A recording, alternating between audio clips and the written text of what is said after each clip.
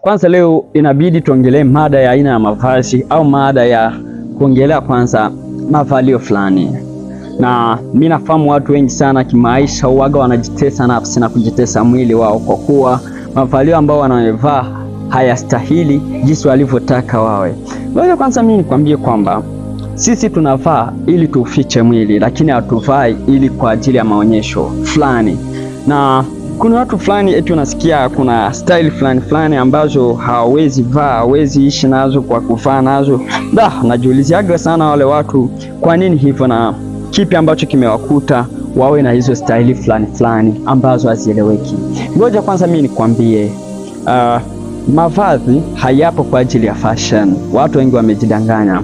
Na msemo wa fashion umewadanganya wengi sana. Mavazi hapo ufiche mwili wako. Kwa kuwa unapokuwa sana upo unatembea njiani, unasema kama mimi si nunue nguo fulani, kama mimi si vai kama mtu fulani, siwezi kabisa kuishi na siwezi kabisa continue this life. Ngoja leo nikwambie kwamba ridhika na ulicho nacho. Na unaporidhika na ulicho nacho ni pale kabisa unapatia moyo wako nguvu za kuendelea tena kimaisha. Na sio kwamba usiridhike na kile ambacho ulicho nacho ndicho kitakachokusaidia kimaisha. Hapana, ridhika. Na unafikia muda fulani ambao unakuta watu fulani ambao kabisa wanakuelezea kwamba wewe nunua nguo ya $70, dola ngapi, dola 10, unajikuta huna pato. Kwanza kazi mtaji unao kwanza haukuruhusu nunue nguo ya dola 10 kupanda. Unakuwa kuta kwamba maisha yanakupeleka mahali ambapo hukukuwa ukitarajia, hukukuwa unahitaji kuwa kabisa kimaisha.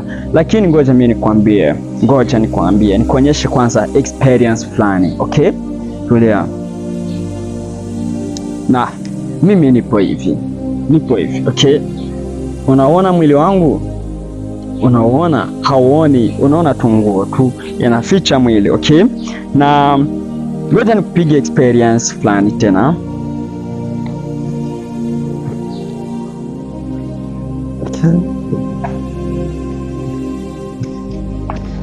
Unaona huu muonekano huu? Okay, umeona huu muonekano? Huu ni muonekano mwingine, okay? Na unaweza kuweka hata suti, unaweza kuweka hata nguo yoyote ile unahitaji. Ndiyo, itakufanya wewe uwe maarufu kwa watu fulani, wakuone kwamba huyu anapiga pamba za bei, huyu anapiga pamba ambazo kabisa zipo very expensive, okay? Lakini haitobadilisha mwili wako, okay? Mwili wako tabaki huo. Sawa, tuseme nimeweka hii, okay? Nimeitoa. Okay, nimeitoa hiyo, nimeweka hapo. Okay? Unaona huu muonekano? Huu ni muonekano mwingine. Na hapa mimi sibadiliki, unaona? Yaani mimi sibadiliki mwili, okay? Sibadiliki, mwili wangu unabaki ule. Ndio maana hii imenipatia kabisa experience fulani ya kimaisha kwamba mavazi hawezi kumbadilisha mtu fulani na mavazi hawezi kumfanya mtu fulani jinsi hasipokuwa yupo. Na unaweza kuwa na mavazi ndio, lakini upo na afya mbaya, unaona?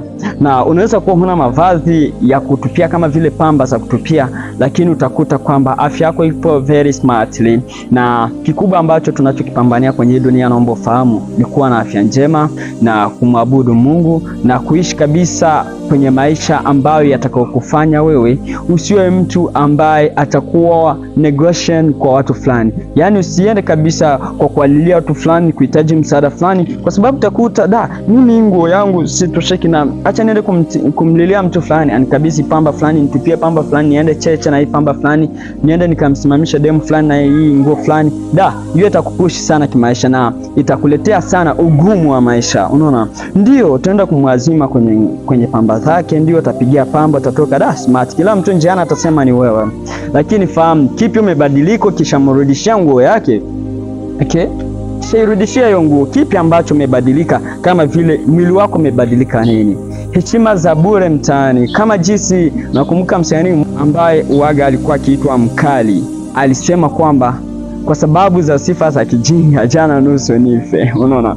Yaani hiyo nayo ni sifa ya kijinga. Kwa kuchagua mavazi ya kuvaa, vaa kwanza wewe ufiche mwili wako na mengine atafuata. Kwa kuwa unapoheshimu mwili wako ni kama vile unaheshimu hekalu la Bwana.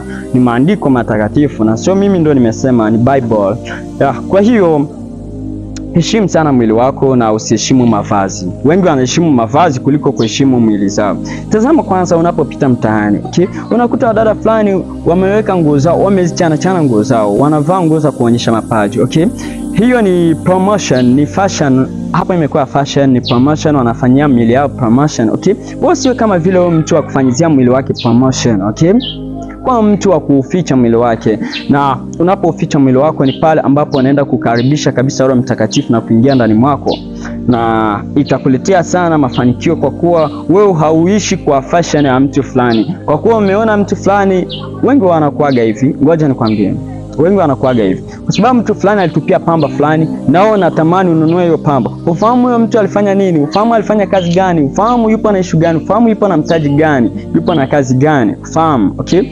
Lakini wewe unaenda kukupush na kuwekea tamaa na kutamani uwe na hiyo pamba. Itakuumiza sana na itakuletea tabu na shida ambazo hutozoeana nazo kimaisha, na kishazoeana nazo hutokomaa nazo, zitakustopisha. Kwa hiyo basi simama imara na kuwa kabisa kwenye malengo yako fulani, na usivae ili wapendeze watu fulani, lakini vaa ili ufiche mwili wako.